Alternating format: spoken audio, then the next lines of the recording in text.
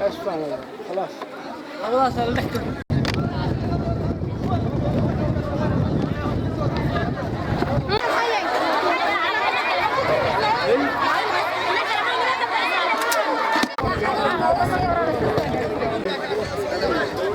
أنا مقعد على سعيد محمد علي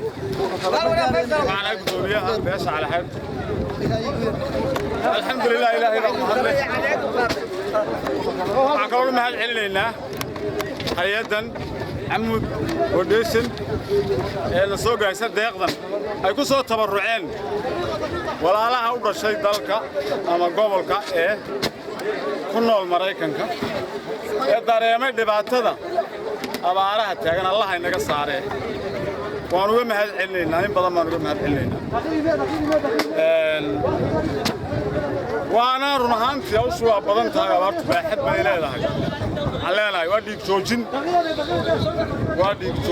حريص إلى بعضك وده قاعدة لكن لا هي مركيو الله إنك هنا عقلي النص ميو هنا نسعى ونستعقل إنه أما تد إسلام إنه نهاي أما تد ولا لا علينا يوديك توجين سوى الدجال كنا إن شاء الله إلى هنا وحكي سوينا دقيق بلانة ينتظر وده قارس سلام إلى بمحمد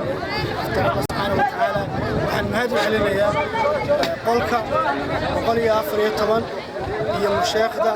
لما يدينته تذكر من كقولك وقولي أفريقيا طبعا مساجدة كولومبوس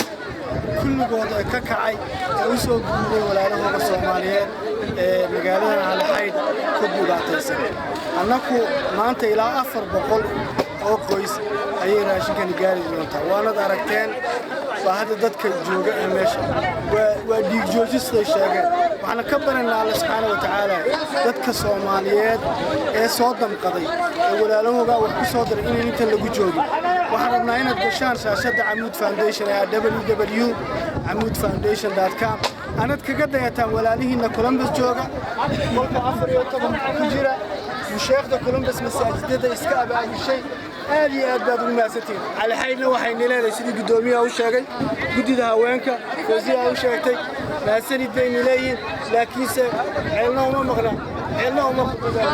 مغنى ددكيني وحكو صوترة وجزاكم الله خير أدباد الماساتين halkan taaganahay waa magaalada Cali Xayd oo aan maartay maanta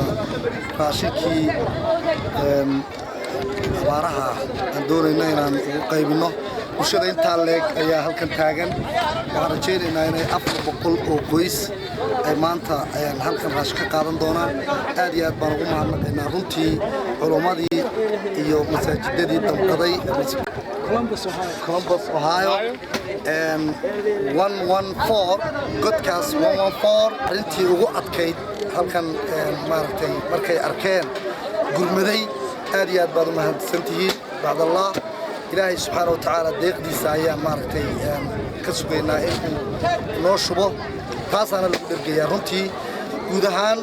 waxaad moodaa meel kasta raashinkaa maanta aan dhigaynaa waxba kama tarayo nolosha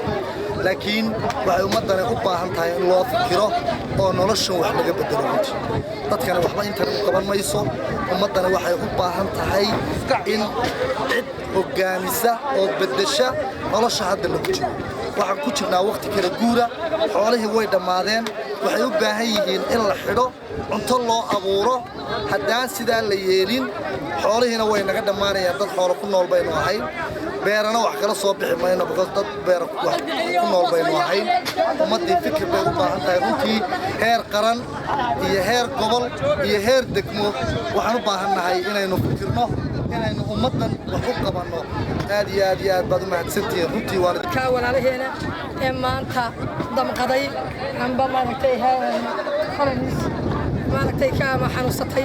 amba qurba joogta ato amba jannaba haato amba maaragtay dadka walaalaheena cimisu ka haato ee dadka walaalahay maanta beeshu degantahay marka waxa weeyaan dadka loo soo dhiibayna si fiican ay u keeneen ee loo soo dhiibay haddii culimadinka iyo qolada maaragtay noo wada hay'adda